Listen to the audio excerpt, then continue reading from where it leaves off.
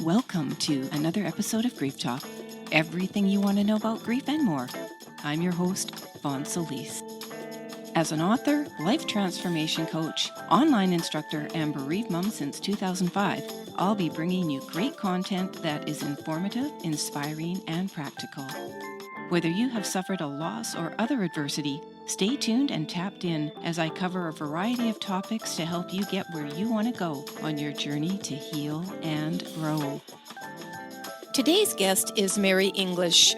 Mary is a life coach who is specializing in helping the bereaved and people who feel stuck in their present life, have trouble with self-image issues, or are searching for their life purpose.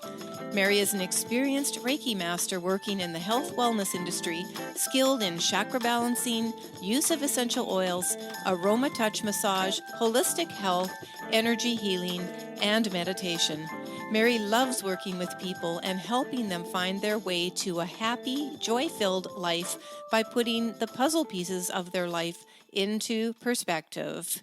Welcome back to another episode of Grief Talk, and today I'm so excited to have my guest, Mary English. Mary, I just want to say hi if you want to pop in for a second and say hello. Hi, everybody. Thank you, Ron, for letting me come on this podcast. It's kind of exciting for me to do this. It's super exciting for me, Mary, and I just do an intro ahead of the interview for my viewers and listeners, because I like to explain what we're going to be talking about right up front.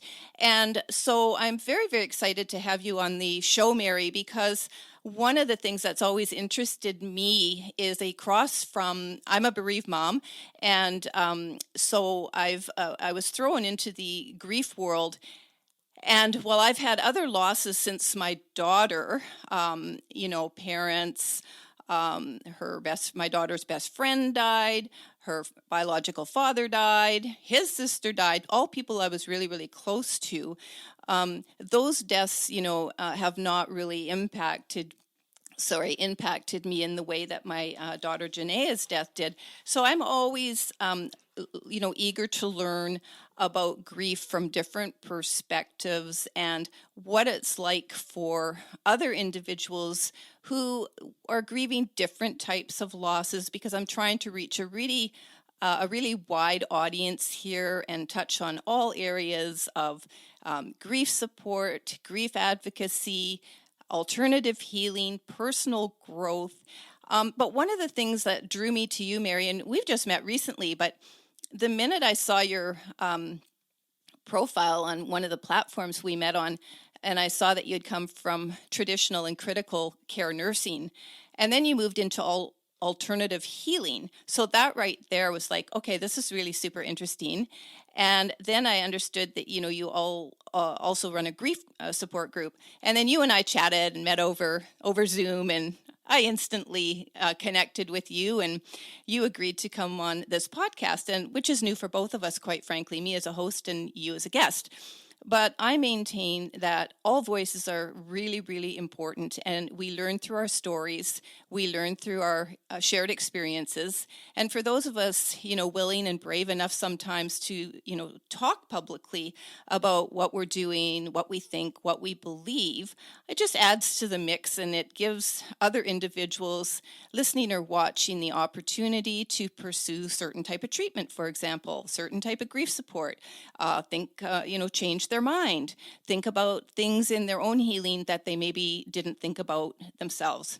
So on that note, I wanted to start with saying that I visited your website, and I saw there that you said that you do love sharing stories, and you love spending time in nature and with your friends and family. So I thought you came to the right place, Mary. So thanks again, because we're fast friends, and I love that. And when I connect with people that I really feel on a deep level, there's something there, they stay in my life, and there's always things we can learn from each other. So I'm really happy that I get to introduce you to a wider audience as well. So I wanted to open my first question, which was basically, what drew you into the world of alternative healing? And I know you're a Reiki master and you work with Aroma Touch. And we're going to get to that in the next question. What exactly is that? But what drew you into that world, um, you know, once you left your critical care nursing career? I think mostly it was almost. I'm not going to. I was going to use accident as a word, but it just kind of evolved after my husband passed away. I entered into a grief group of myself to make sure that I was okay. I thought I was, but I thought maybe I should just check this out. So I did that, and I became acquainted with someone who did Reiki and who was very into alternative medicines and holistic healing, and I just began devouring books and learning from her and learning from anybody I could start talking to and find out more about it. I ended up going to school and studying psychotherapy for a while and doing courses on they're called total self, so that you begin to work on your own self and learn more about meditation and learning more about your body and feeling what you're actually feeling, all those things, and it just continued to evolve for me. I learned how to do Reiki over a period of about a year and a half, so I became a Reiki master, and that contact with people, being able to use that energy with people and see what their experiences are pre and post the sessions. I think it's just a driving force, and looking at how that helps them in different ways. And everybody has set different sensations and different feelings from those experiences. I guess it energizes me to continue going and continue learning. And after the death of my husband, I wasn't prepared to just sit around and do nothing. I was still a fairly young woman, and I needed to find something else to do. So it just all began to evolve for me, and it's still evolving. It's still going and growing and learning and stuff. So it keeps me motivated, I think, on a daily basis. Yeah, well, we're always healing and growing, and I like to sort of center my work in this sort of statement of, personal power and a journey to heal and grow. And I'm just like you, Mary. I'm with you on that. I'm learning every day, and I'm a very curious person. And so do you think that curiosity sort of plays a role in, staying motivated, wanting to always learn, add new skills, do new things in life? Like, you strike me as someone who's probably quite curious. Is that true? It does, and I think the whole realm of energy work was something that I had never really looked at before, until I got involved in it. And like I said, as I continued to read and learn and begin to feel the energy myself, you want to do more and you want to understand more, and when you see your own abilities begin to shape and take form and get stronger, you want to continue to search and do things and share that. It's not something to kind of hide in your back room and not share with someone. It has to be shared with people. Yeah, I totally agree. I've known about Reiki for a long, long, long time, and I am curious. We're going to move into that just shortly here to what exactly is Reiki and aromatherapy, how they work together. And but I want to lead up to that by saying, for myself and for millions of people, we do store pain in our body. And so I'm going to sort of assume that one of the things you're going to talk about or can share with us with Reiki, and then how smell actually, the sense of smell actually works into healing as well. But I know that when I first became bereaved, I had some Reiki sessions done on me, along with people who, did prayer. And it was very powerful. I never pursued that energy healing, but I did end up becoming an angel therapy practitioner. And I certified under Doreen Virtue in 2006. She's no longer working in that field. But, it's working with this energy and working with unseen forces that I believe are so necessary for certainly holistic healing, some definitely physical healing, and our spiritual healing.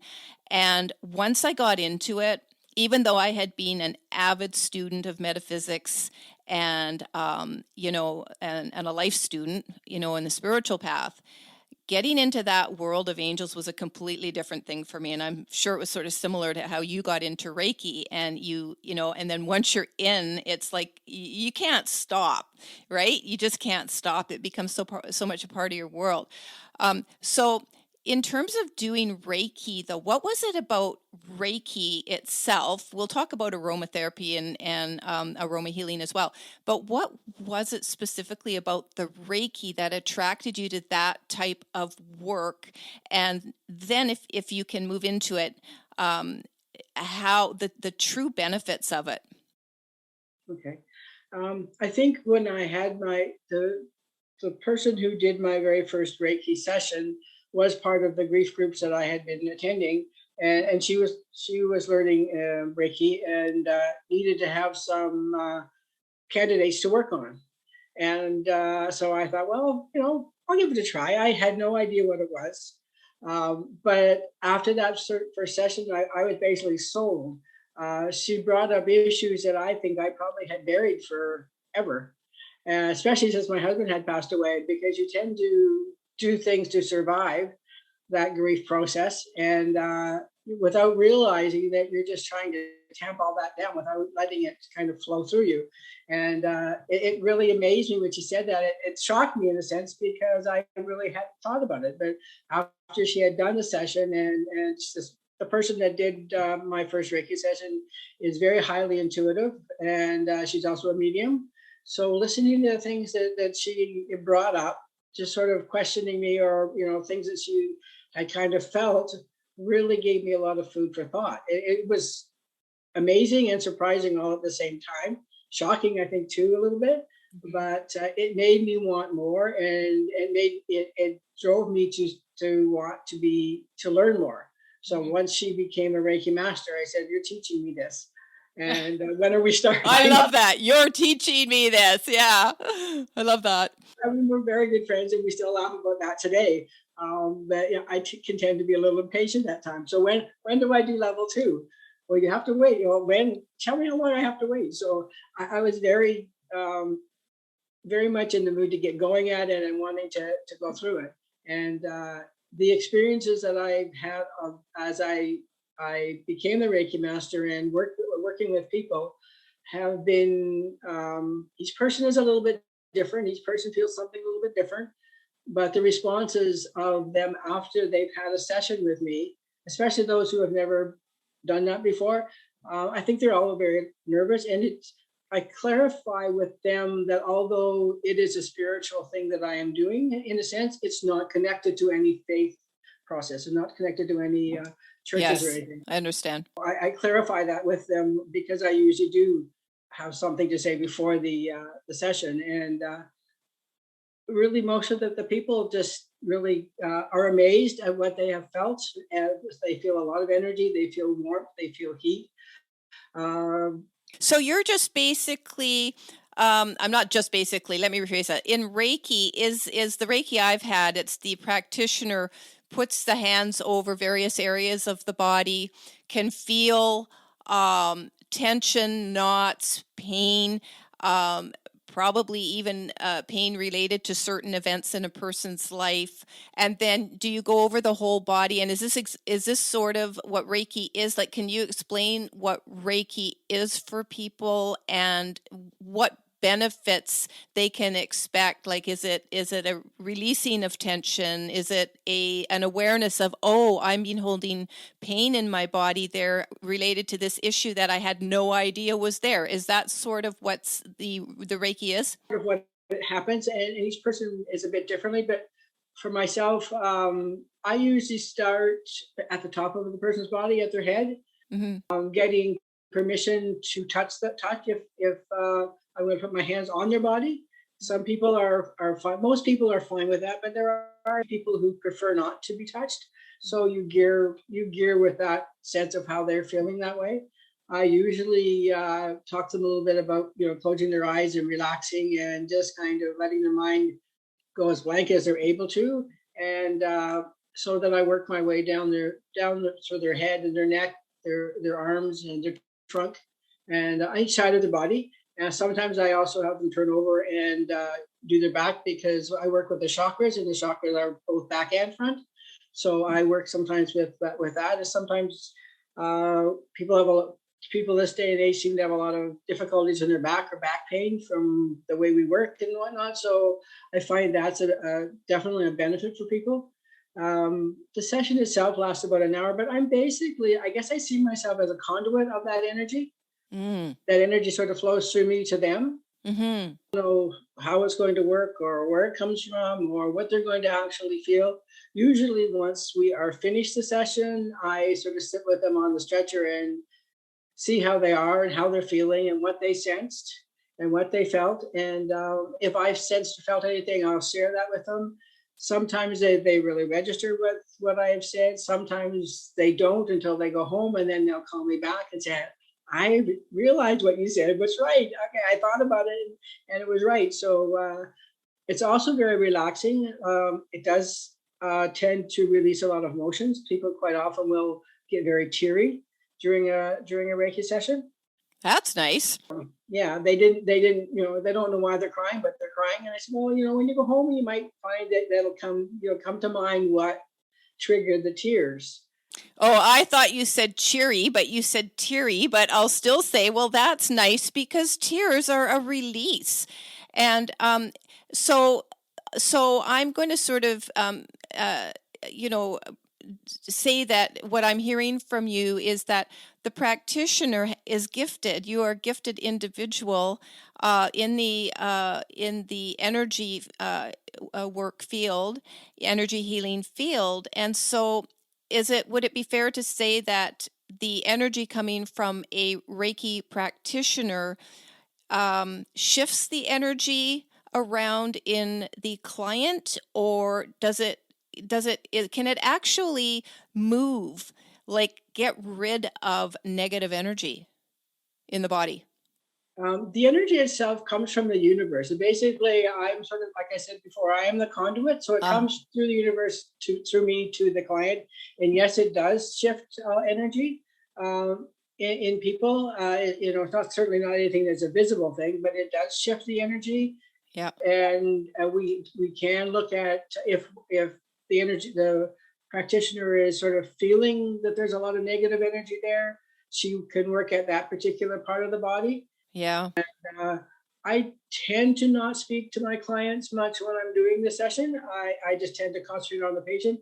Once in a while, if there's something particular, I will check in with them to see if they're feeling anything particular at that spot, or if they've had some issues with that area or something, and get their feedback. But normally I try to not speak to them and just allow that to kind of happen. And then we talk after the session. Yeah, I think that's so wonderful. I have a question. Like, were you as a child, and even maybe in your teens and early 20s or whatever, but those sort of formative years as we grow into adults, did you ever have a sense that you had some curiosity about, or maybe even a gift, or that you had this ability to be a conduit for, universal energy as a healing tool? Not really. I mean, I always wanted to be a nurse. I mean, that was the only thing I ever wanted to do from a small child. I was always very inquisitive about the faith that I was raised in, but I was never able to get answers that would satisfy me. Yeah. And it was sometimes a lot of things that women weren't allowed to do certain things in that particular church, and so that it was sort of close a person down, and you try to figure out who this supposed spiritual being is, and a bit more about it, and nobody could really give me answers that satisfied me. But I wasn't even thinking about energy or any of that kind of thing at the time.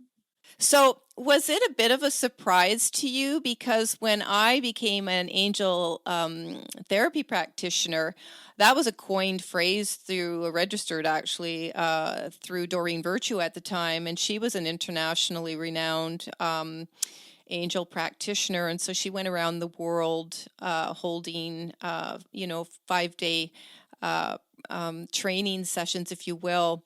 And after my daughter died, my sister had got me into angels. And so we went to California together to become angel therapy practitioners, or at least take the training.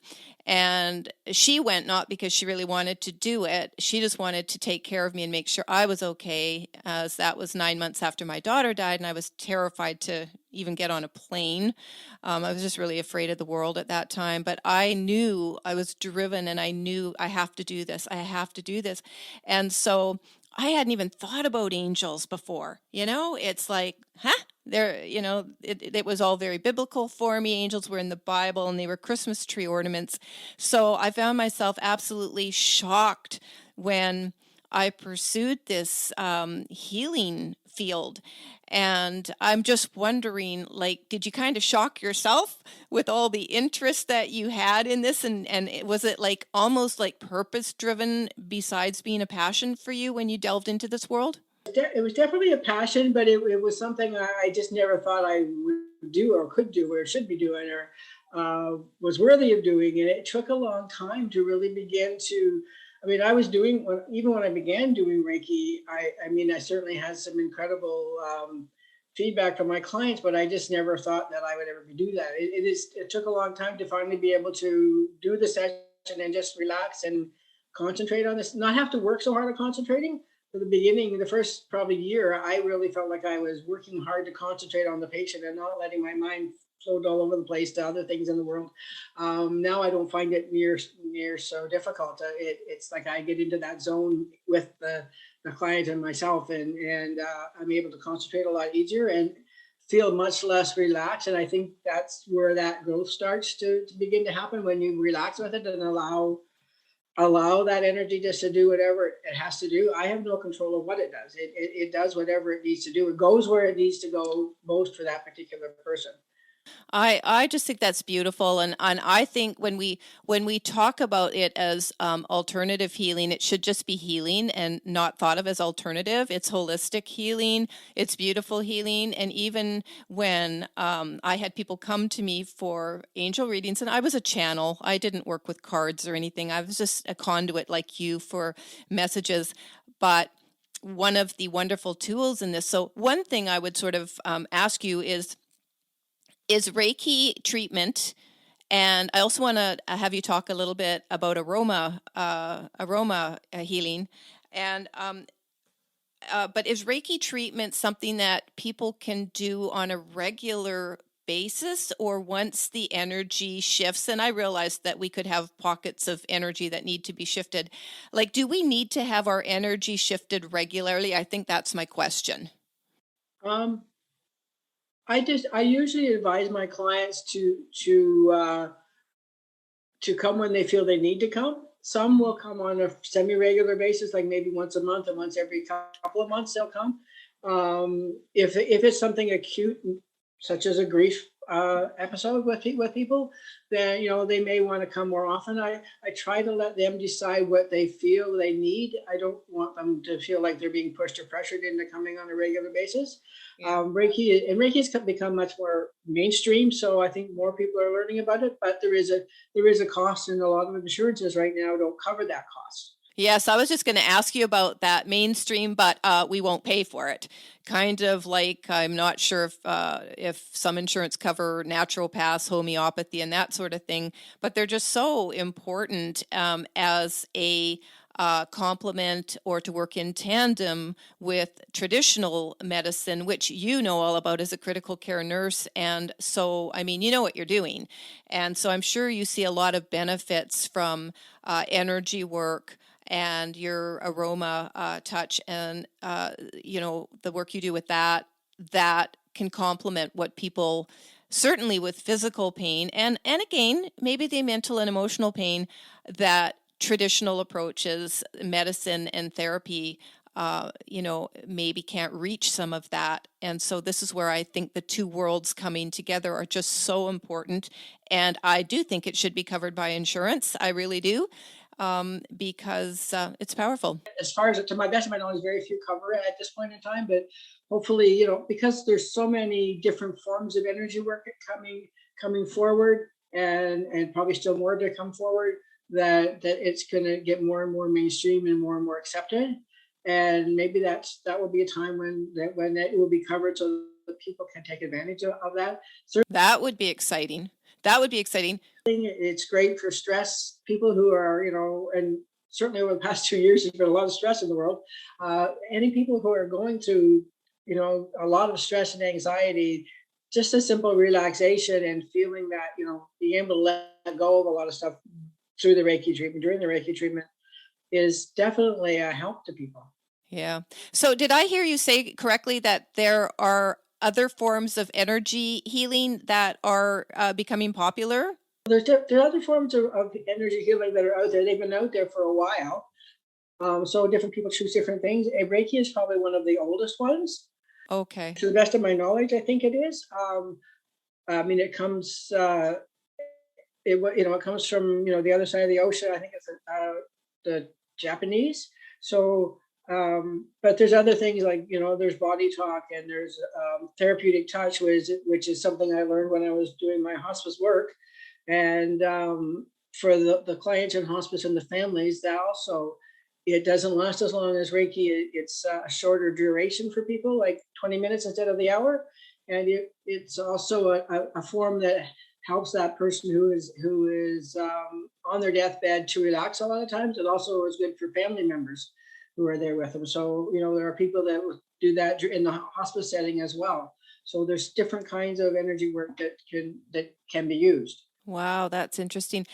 What I want mostly viewers and listeners to think about when Mary and I are talking about, energy work, be it having somebody channel angels like I do, or Mary work with in person with her hands, with aroma physical products there, that's still within this. It's about the energy, and we are made up of energy. I'm not going to try and convince anybody, but I've read about this for decades and learned enough to know that I just think we are made up of energy, and that's why it's at our core. And this is why the vibration, how we vibrate, whether we are thinking and acting and feeling in a more positive way than a negative one, we have a lightness to our being. We get motivated, we get inspired, we smile more, good things happen. When we are stuck in very, very low and painful places, that energy is vibrating much lower, and we're not experiencing life in the way that I like to say we're meant to, which is with joy and love and all the comforts we want mentally, emotionally, spiritually, and physically. And it does take, I'm leading into my next question, it does take an enormous amount of personal commitment, the willingness, the motivation, but mostly all the wanting to feel and be better. And which is if you're a life student, it's a never-ending pursuit. We're going to be doing this until our last breath, always curious, always learning.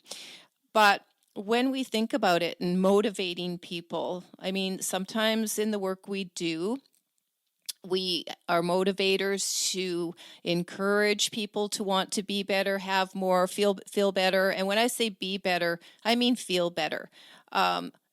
Be more empowered. You have this wonderful, I'm going to just have a play on words here, call it power within you to be a conduit. We all have that power within us to be a conduit of wonderful things that are more than just the physical. But even if we limit it to just the physical, because we don't yet, necessarily embrace the beyond, fine, we still have an enormous amount of power within us to create the life we want. So this is leading me to my next question that I had for you. You say that all people hold the key to their own healing. And so for you, what would you interpret or think of this key as being that could help people listening to our talk today or watching it? Um, I can only speak of myself. I think for me, it was that motivation when I started learning those sorts of things. And it was almost a mystery to me. I wanted to understand it more. I wanted to know more about it. And having a sense of developing a sense of openness to whatever the world has and whatever the world's giving you, and how your own struggles can be turned into positive things and shared with other people. And I think I spent a lot of time this past week with my grief group. We spent so much time looking at allowing the grief process to flow through you and experiencing all the gut wrenching pain that you have. But then it comes a point when you want to look at where you're going. And I asked them this week to picture themselves in 3 months from now. How do they want their life to be? How would their partner want their life to be? And what baby steps do they want to take to be someplace different in 3 months? Whether that be getting up with a little bit more happiness, maybe that's starting an exercise plan, looking at setting goals for yourself. And I think for me, I just kept setting goals. I had a lot of help on the way. It's if you don't do these things by yourself, you do them through prayer, through meditation, but also through people who you become acquainted with. And I think over the time since my husband passed away, I've been gifted with some very beautiful people that have come into my life that have been mentors and teachers and friends, and sometimes all of those things in one, that have given me that ability to begin to be more open and learn more and share more of what my feelings are, and realize that they are real. A lot of times you have all those feelings of wondering and questioning, but you don't want to tell anybody because they might think you're a little bit crazy. So you keep them to yourself. And when you begin to be able to open up and be confident with the people that you're surrounding yourself with, you begin to learn more. And the more you learn, the more you want to learn. And for me, I just have always wanted to keep on learning. When I was not able to finish the psychotherapy program due to other technical reasons through the school and stuff, I wasn't prepared to call that an end. I thought, you know what, I'll find something else to do. So I went into the coaching program, and that sort of led me to a lot of other things. So I think a lot of it's your mindset, what you want to do, and how, looking what makes you happy.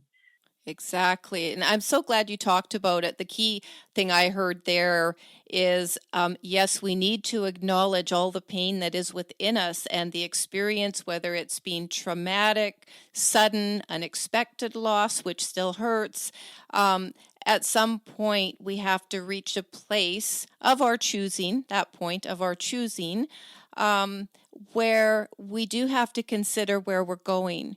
Huge point, Marian. Thank you for saying that, because I know we'll talk a little bit about your grief group and the work that you do there, but I know that I know deeply raw pain of losing a child, and there hasn't been one practitioner I've talked to that hasn't substantiated what we read about and hear about so often, which is the worst loss is child loss, and the second worst loss is a young child losing a parent. And I've heard this over and over, read this over and over again. And so when I've been thrust into that world 17 years ago in July now, it does take an awful lot to get yourself motivated and inspired to learn to dream again, to be able to even have a chance at looking at where we're going. And I just want to mention very briefly here, and I'm sure you'll agree, Mary, when we talk about setting goals, this is not the way we might interpret goals through a mainstream personal development course, life coaching or whatever, where it's like, set the goal, go for it, set the goal, go for it. Those goals are very, very difficult to set, never mind achieve, when you are afraid to even put one step ahead of you, or you've just been so shattered you can't, or you're not sure where that step's going to land you. So I'm pretty confident in saying that, Mary, you as someone who has been widowed, lost your husband, probably a lot sooner than you had wanted to or thought was going to happen and have to reinvent yourself. And me losing my child at the age of 22, that she was 22, 17 years ago, that I didn't see coming. And so we develop a compassion and an empathy for the journey that other people are on, wherever they're on it. But as Mary has said, and I agree, it is a long and winding road. We all reach the points that we are meant to reach and want to reach with the support of others. And certainly in my case, angels pretty much saved my life. But having said that, we can't do it alone. And so I read countless books, as many books as I could read. I did go to therapy. I also went to mediums, and I had my daughter visit me a lot. And all of these things combined helped me. But ultimately, we do reach a point where we have to decide what we want for our life, how we want it to look going forward. Do we or don't we want to be in as much pain and suffering? And while we're not talking about that today, that's sort of the pickup point that I jump in with my work. But there are a lot of steps to get there, and it has to be done in an extremely gentle and supportive way. And so that's what you want for anyone watching, listening, and you feel hopeless, you feel stuck. You want to reach out to people who have that compassionate, empathetic approach. And a lot of these people are working in alternate fields of healing. So it's just important to point that out, because you need people that understand what you're going through and can be on the journey with you, even if they're a few steps ahead of you.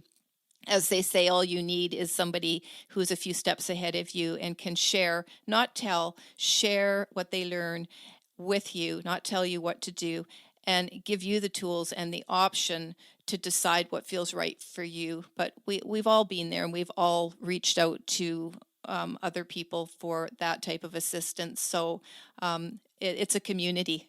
Healing is a community, and as many people are in it as practitioners and as those that are wanting to heal, it's amazing. And very often taking up the healing yourself as an individual wanting to heal, like you did, Mary, you find, and it can lead you to your own passion and purpose work, which is pretty cool. So turning to your grief group, I know that you do grief work, Mary. Do you want to talk a little bit about basically what you offer? I know that it's in a support group, obviously it's confidential, so it's not about that, but it's more about the tools that you use. Do you focus on motivation, support? Some support groups, mainstream support groups, focus on come, tell your story, we'll talk what we need to, and you leave. In your group, I believe you told me you had a 6-week program. And so start to finish, what is your aim to take the griever through attending your support group? For me, it's fairly informal, but what I emphasize at the beginning is that they come and share how they're feeling that day, not how they felt last week, but how they're feeling when they arrive at the group. I think it's very hard for people to come into a group of people sometimes and be able to share their heart feelings, or their horrible feelings, or their sadness, or whatever those feelings might be. So I encourage them to take a few minutes, everybody, as they want to. Nobody has to share. It just, if they're comfortable, they can.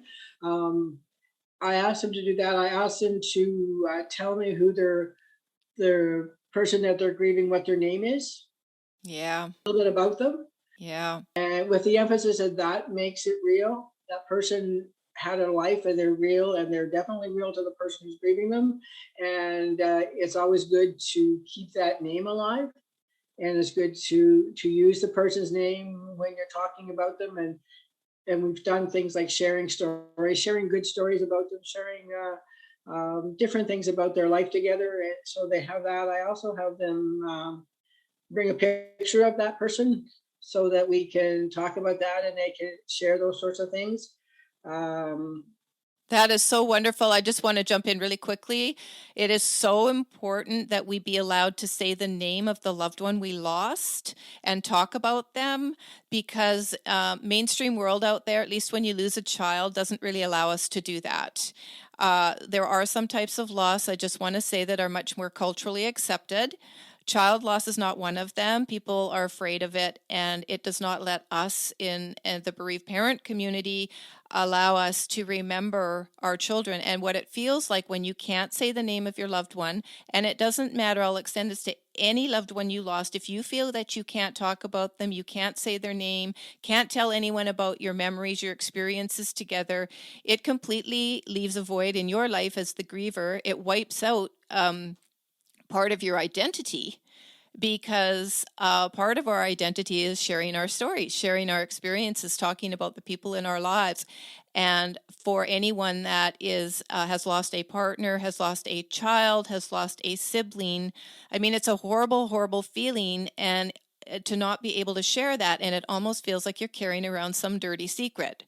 And I'll be talking a little bit about more about identity loss, in the future. But I know, Mary, you've talked. I believe you and I talked, or you've talked about in your website about loss of identity, and that can happen from any type of loss.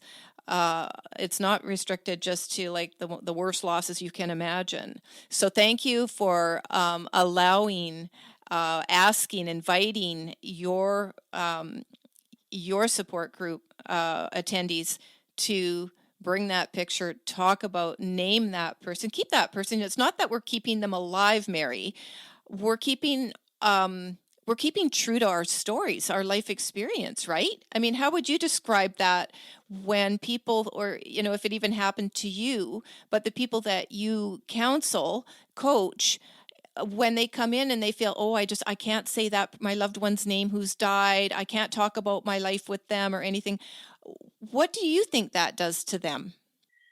Um, it diminishes the person that, first of all, person that died, but I think, to me, it shows that that's the pain that they're experiencing. So I guess in my mind, what came to my mind was to just allow them to chat about whatever they want to chat about. And then maybe as you get to know them, or as you make that connection and they feel the safety, the safeness and the comfortableness talking to you, they will slowly begin to open up. Maybe they'll tell you a story, but not the name. Maybe they'll tell you a name, but then they'll want to talk about it. But I think my aim in that respect would be to continue the connection and allow them to slowly begin to open up in that way.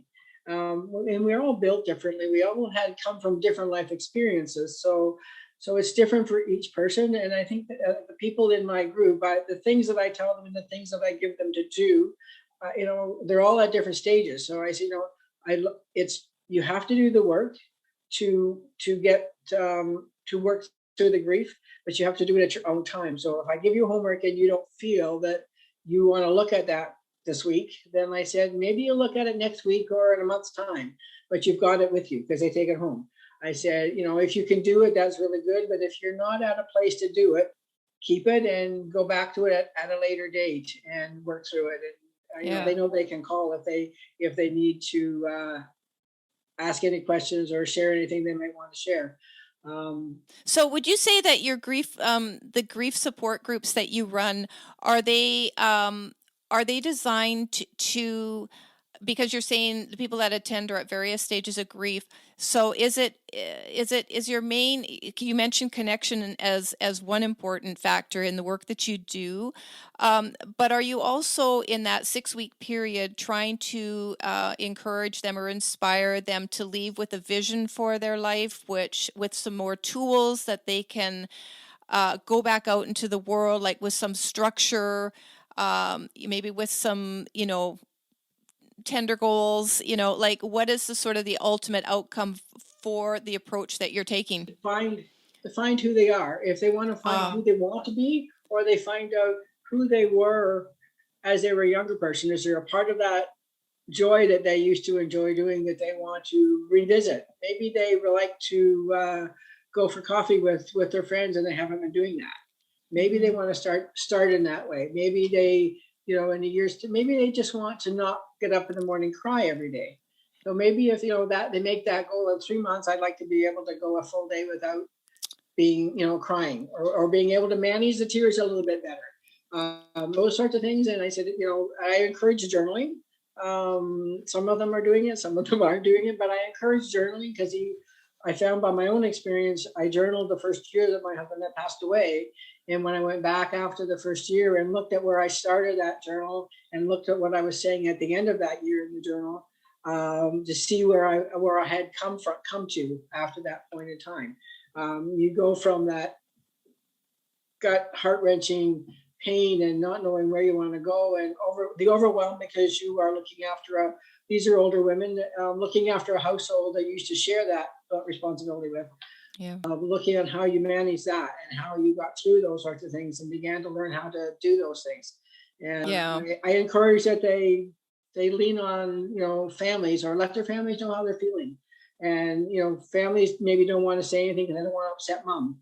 So if mom says, I'm really having a rough time, but I don't know how to cut my grass, dad always did that, then lean on them to help you. Either they can cut the grass for you if they're close, or they can help you find somebody to cut the grass. Those sort of logistical things that are very normal for life. Maybe households run differently. Maybe the women did certain things and the men did certain things, and now the person who's remaining doesn't know how to do all those things. So looking at how to be able to work through that kind of stuff, pay the bills, do the banking, those are all practical things that come about as your life changes so drastically. Yeah. So we work on that for the first half to 3/4, and this last couple of weeks, it's okay. Now what did you lose when your partner died, and what did you gain? What have you seen that you have gained through your experience so far? Yeah. Where do you want to be? That's I said, let's just go 3 months in advance. And I said, if you can't figure that out today, or don't think about it today, think about it over the next week. Where would you like to see yourself in 3 months' time? Yeah. So powerful. Getting rid of maybe it's just being able to get rid of some of your husband or your wife's clothing. Yeah. Maybe, start with that part. It could be anything that they feel they want to make as a goal. Yeah. So Mary, do you sort of, I'll just use the word specialize in grief support, largely for spousal loss or partner loss, or do you do other types of grief support as well? The spousal one is what I'm doing at the moment. And I've done grief work for a while, but I'm only just recently beginning to open up and do the group, the Start of Grief. This will be been my first actual group that I've actually had. Mm-hmm. I volunteered through hospice for the first few years after my husband had died. So I did one-to-one group there, and I do one-to-one group with a place in Toronto that they have given me some people or sent some people to speak to me, and I am counseling and coaching those people through a process as well. I do them on Zoom. That my grief group I do in my house, so yeah. I'm pretty flexible in that respect. Yeah, no, it's just so important because I've always said we teach what we know, and but when we're talking about grief, it's the other thing I want to point out. A couple of things here is, number one, for people again listening, watching, is when you lose a person, and we're talking about grief related to human loss in this episode largely. When you lose someone, there's all kinds of secondary losses, and there's things that you have to go through. I mean, I remember the day I had to go and close my daughter's bank account, and I couldn't speak. I could not speak to the teller. My husband was with me, and he had to say everything, and I just signed through absolute tears streaming down my face. There are so many finals. That's it. That was the final thing. And even when you mention, in the case of losing a partner, someone, well, that was their job to mow the lawn, or their job to do the garbage, or their job to clean the bathroom, or whatever. And now it's just not there. And, that can throw you into a tizzy spin. and you don't know who you are even. Like, so that's where sort of identity loss comes in, and it can become much more severe for some people. I know I went through it, losing. I had two children. I lost my only daughter, and I completely did not know who I was anymore. It wasn't just losing one child, and I had two, and now I've got one. It was, don't show me anything with the word daughter. For years and years and years and years, I could not even pass cards in stores with the word daughter on them, birthday cards and whatnot. So there are a lot of lingering effects like that, and we don't have time to get into any of that today, but just know, I can tell, Mary, talking to you, you're a wise, experienced woman, and your background as a critical care nurse, no doubt, has given you some extra foundation, some extra chops there to see things, attend to things, how to handle a person in crisis, and all sorts of things. Your alternative healing. I just wanted to quickly ask, I don't want to forget about it. How important is aroma? What is aroma doing for our senses, and how does that help us heal, Mary? The Aroma Touch. Yes. Does two things, it does a lot of things, but I think a lot of people are lacking touch, Oh, especially if you're in a grief situation. You don't have that hugging or touching people that you would normally have, or holding hands, or feeling that feeling of that person. Um, and also the oils I use, we use 8 different oils, and when you do aroma touch, we work on people's backs and feet. There's a lot of meridians and nerve centers in there, so that is also a way of helping people to release stuck emotions, or anxieties or stresses that they're having. So I work on the back and the sides, and then we work through the different meridians on the feet, and all of those things. The different senses of the oils themselves. Some of the oils, when we begin the session, help that person to kind of let go and relax. Use a little bit of deep breathing at the beginning to kind of help them relax again, and just kind of get into. I try to get people to go to a place where they really feel safe and comfortable as we yeah. start. Just go to that happy place, whether that's sitting on the beach or sitting out on your back porch or drinking a coffee with a friend. Go to that happy place and just let that place kind of carry you through the session as I do my work.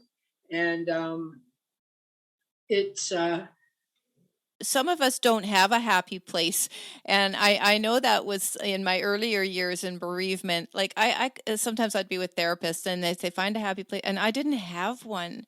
So if you don't have a happy place, it's okay. I'm not sure, Mary, do you have anything you could say to someone? I did want to sort of, we're coming sort of to the end of this, but did you have tips that you could sort of leave people with? One, I do want to ask, if we don't have a happy place, what, and maybe you can't answer this, but if you can, what could help us initially find a happy place? um, I'm not sure I can answer that. I think if I say that to someone who is I'm beginning to work with, that's fine. They don't have half, but I'll maybe just go through something like, just picture a nice sunny day and feel the warmth of the sun on your face or on your back, and just sort of breathe into that warmth, and just smell the water, or smell the woods where that you're sitting, depending on what kind of music I have on, to whatever sort of comes to my mind. I'll say those sorts of things.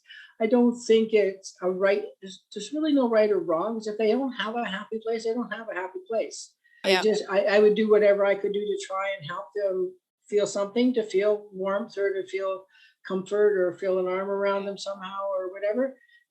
Yeah, what's coming to me right now, it's really interesting, is like the chakras, and they're all related to color.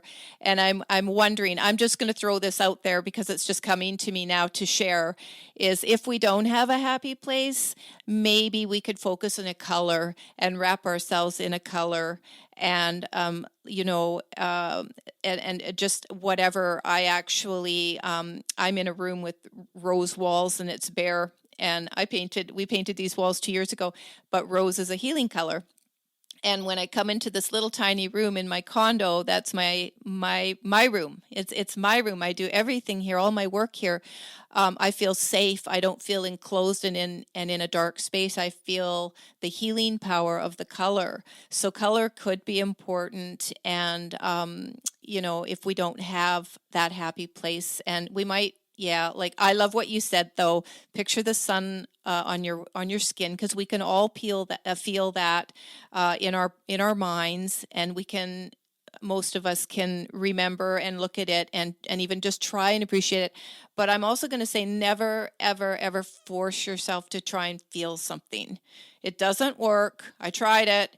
So to try and force yourself to feel something, think something, do something, it doesn't work. And what I find really helpful is just to acknowledge that you can't feel it. You're not ready to let it go. I want to be angry about this. I am in pain, etc. Because trust me, with some work, I'm not convinced that anything goes away without a little bit of personal work. And I'm thinking Mary might agree with me on that.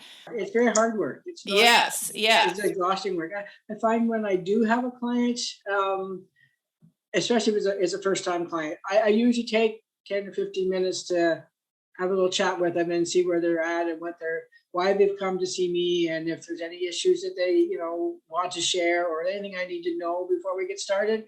That gives me that inroad when I get started of where I will go. If I don't feel that they would have a happy place to go where they would be able to do that at this point in time, then I would find something that I would try to find something that would help them. I always have some kind of a relaxation type of music on, or then just maybe some voice and sort of talk them into kind of taking some deep breaths and settling in, and go from there. And each time I see someone like that, it's going to be a little bit different.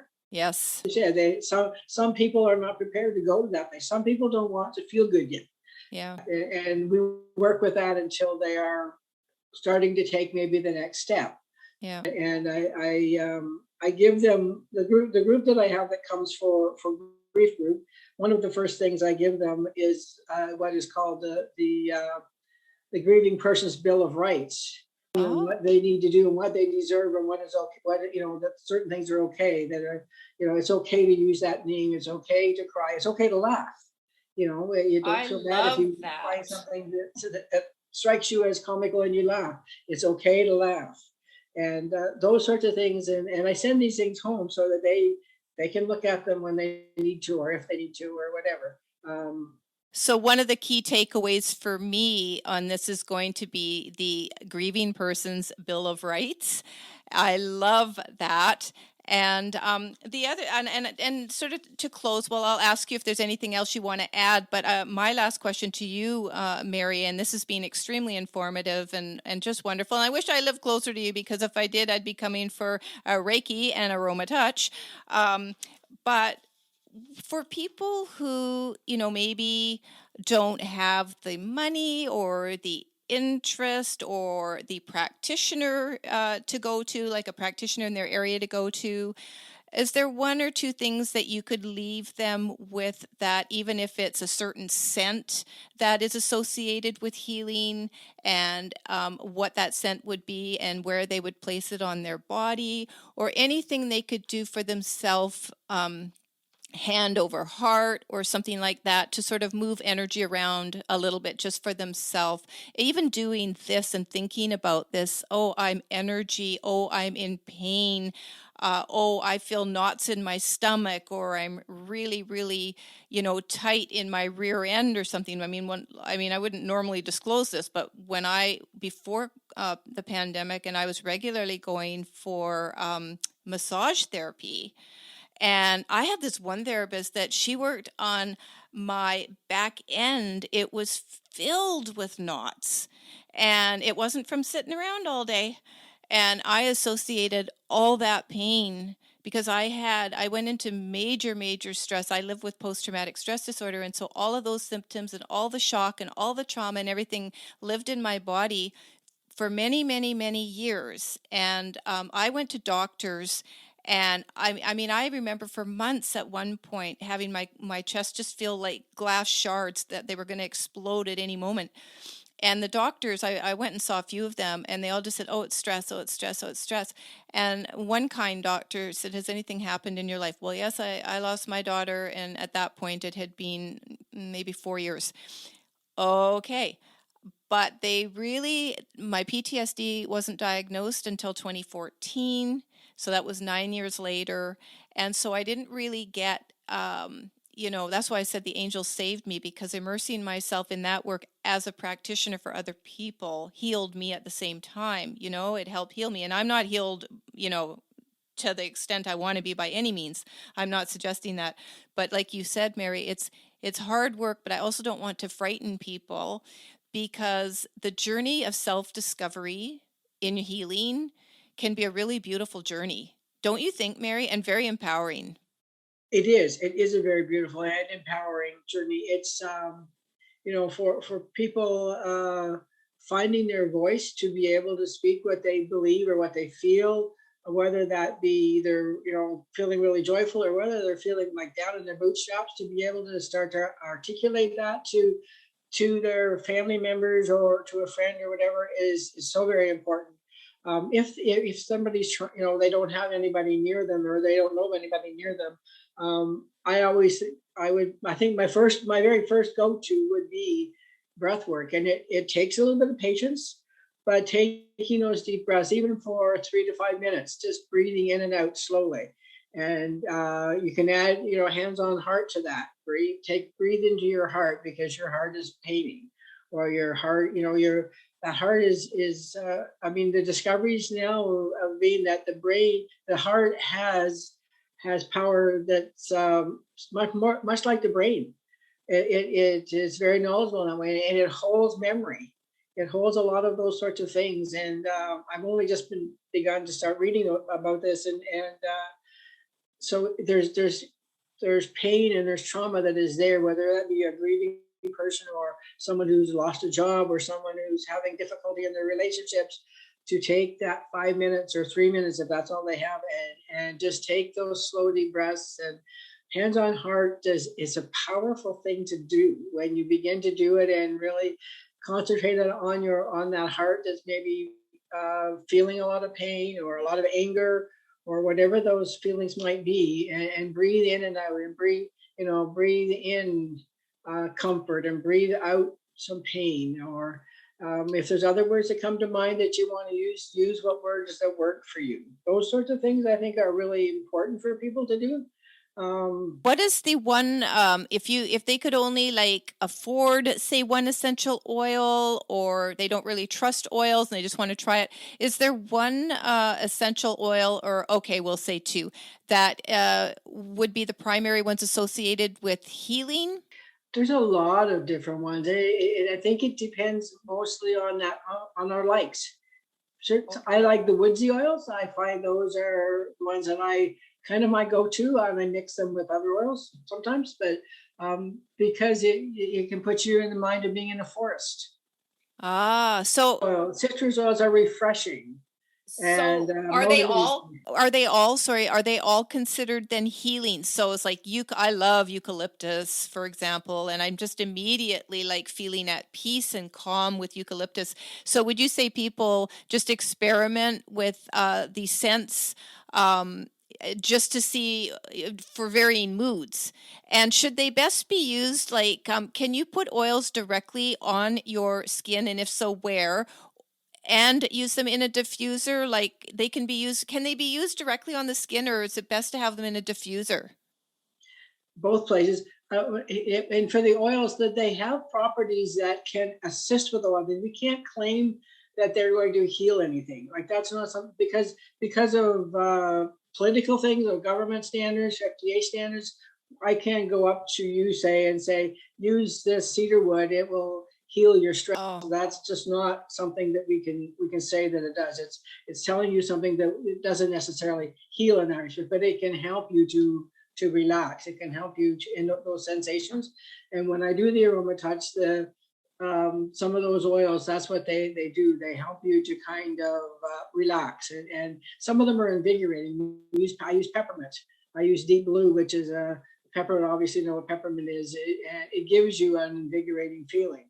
The deep blue also gives a different kind of invigorating feeling. It goes deeply into your tissues, so you feel those sensations. Other different ones like citruses that are invigorating to smell. Oh, To nice. smell like peeling an orange. So smelling that kind of thing. So they can bring up sensations or emotions and stuff to people. And when you bring those things up, then you're able to maybe sometimes you're able to start releasing those. Yeah. It's not that we can say they will cure anything or they will heal anything, but they can help to bring those emotions up or give you maybe a comfortable feeling of some sort. Yeah. Yeah, for sure. They're beautiful. And I really, I need to get another diffuser and get back into a little bit of sense because I absolutely love them. And, but I've kind of let that slide in my life. But these things, the environment you put yourself in, and I just want to mention before we have our last words, a hand over heart. So this is basically my understanding from psychologists, psychiatrists is just hand over the heart, literally put your hand over your heart and love yourself. Well, a lot of the work it's centered, what I do is centered in compassion and empathy, and the psychiatric world, psychologists, psychiatrists, I've done several webinars through an organization in the States, and they're dedicated to trauma. And they say the brain isn't really wired for us to be as empathetic as what we really should be because our brain's still a little bit of a relic. But we can be mindful of it. We can be mindful that we need to be caring, compassionate, and empathetic towards each other, which just means that we really don't want to see another person in pain. And if we see them in pain, we want to help them heal. The very definition of empathy. And so to do that for yourself, not all of us are going to go out in the world and be healers, but we're all responsible for our own healing.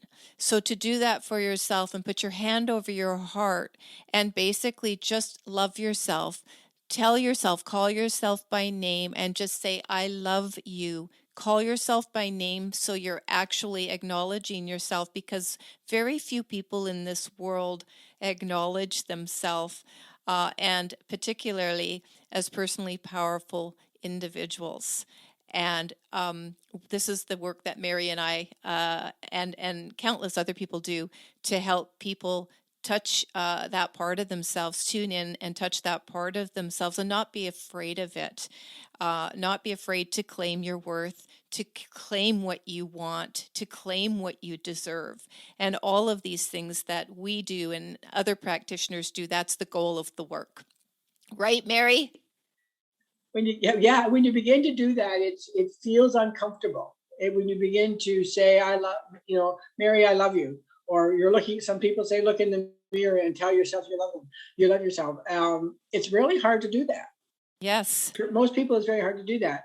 But if you're doing it, when you're on your own, you're doing it and you begin to do it over and over again, it becomes easier. You begin to believe that. But we had to do that exercise actually twice now. And the first few times I found it very, very hard to do that. So you can tell someone else that you love them or tell them that how good they are, how smart they are, or whatever. But to tell yourself that we've never been programmed really to do that. Even growing up, we have not been programmed so much. Most of us haven't been programmed to do that. So I completely agree. And so an exercise, folks, that you can do is to look in the mirror, and especially when you've been through traumatic pain or loss of another type that is maybe less traumatic, but very painful. And look in the mirror and look into your eyes and again, acknowledge yourself. Tell yourself how wonderfully courageous you have been. You're still standing, that you love yourself, that you forgive yourself. There's all these things that that we need to go through as a process. But you're right, Mary, to stand and look in the mirror and just look into your own eyes. It's hard enough actually having an exercise where you were to partner with someone. I once had an exercise where we had to pair up and not break eye contact with the other person for 5 minutes. And that was tough. try just looking at yourself in the mirror. And if your eyes are painful, they're painful. And you acknowledge it as part of your experience in this world. But also at the same time, balancing that out is, and always remember this, the choice you have to claim the power you are to have the life that you want. Right? So, Mary, is there anything else you wanted to add? We're at the top of the hour on this one, and I'm going to ready to close this one out. But is there anything else that you wanted to add? Could you just give us the listeners and viewers the name of your website, and I'll put the link below. Okay. www.openheartwellnesshealth.ca. And it should be everything you need there. I do work online with people as far as the coaching and the counseling stuff. And we can do distant Reiki. I can do that online. I don't do it very often, but you can do it online. But I'd just like to thank you for getting me to step outside of my comfort zone once again, and being here with you on this podcast. It's definitely been an honor and a joy. So thank you. Well, thank you again, Mary. You're beautiful, vibrant. I almost wore my yellow t-shirt today, and I'm like, white seems to be my thing. Stick with the white. And then I thought we would have been twinsies. But you're a beautiful woman, and I know we're going to stay connected. And I thank you so much for coming on this podcast, for sharing your wisdom and experience. And I'll put the link to your site below. And for those that are interested, go to that link, check out Mary's site and services, because she is a wealth of wisdom, and I can feel the healing energy here. Anyway, thanks again so much, Mary, and we'll talk again. We'll talk soon. Take care. Thank you. Bye. Bye, everyone.